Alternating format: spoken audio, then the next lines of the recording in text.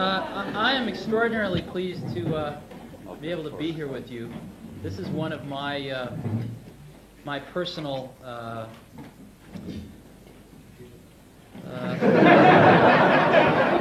one of my personal hopes and wishes, actually, is that I think that computers can radically revolutionize the educational process around the world. And the average age at Apple, as you know, is about 29 or 30, and we haven't been out of college so long ourselves. At least most of the people at Apple haven't. And it's very, very important to us. And I think that, as you all know better than I, Europe is sort of doesn't exist. It was just a word invented for the convenience of Americans and others. And the fact that you're all here in this room as a step towards cooperating with each other in new ways pleases me very much. It's difficult enough to get cooperation amongst competitive universities in America, and I think that that's great. What are we trying to do here? What are we trying to do? You can have many views of what a computer is. My particular view is that a computer is a new medium. A new medium, one of the media, print, television, radio. And a computer will, in the future, be looked at, I think, more in this way, as a delivery vehicle for software, just like a book is a delivery vehicle for its own kind of software.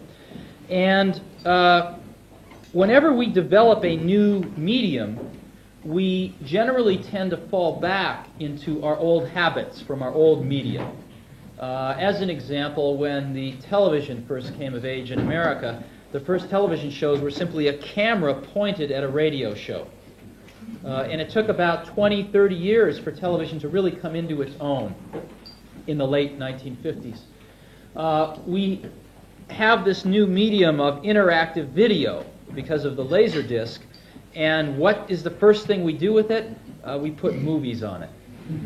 So again, we tend to fall back into our old habits. In the same way, when the personal computer was invented, we tended to look at it as a smaller version of a big computer. So we put COBOL and Fortran and these bizarre things on it, and looked at it in terms of simple economics rather than the revolutionary nature that it really was. Do you know who Alexander the Great's tutor was for about 14 years? You know, Aristotle. And I read this. I became immensely jealous. And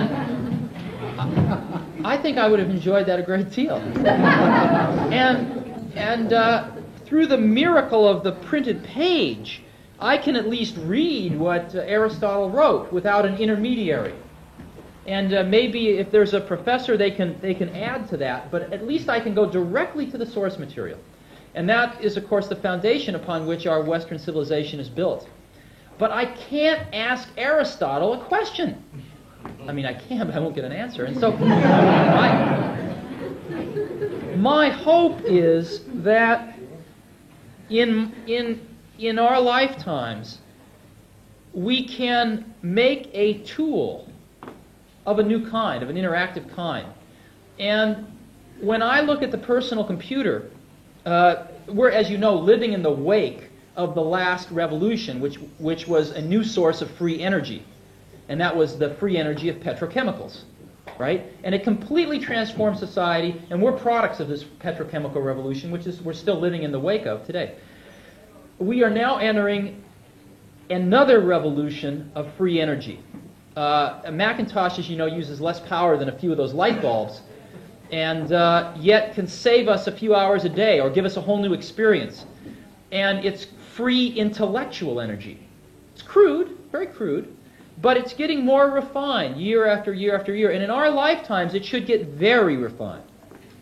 And so my hope is someday, when the next Aristotle is alive, we can capture the underlying world view of that Aristotle in a computer. And someday, some student will be able to not only read the words Aristotle wrote, but ask Aristotle a question and get an answer. And That's what I hope that we can do. So this is a beginning. I think that, as you know, right now the computer industry is in the tank. Personal computers, big computers, everything.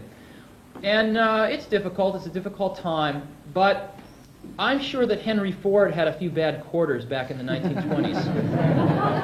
And the automobile had a sort of historical imperative. The minute it was invented, a sequence of events had to happen. The same is true with the personal computer.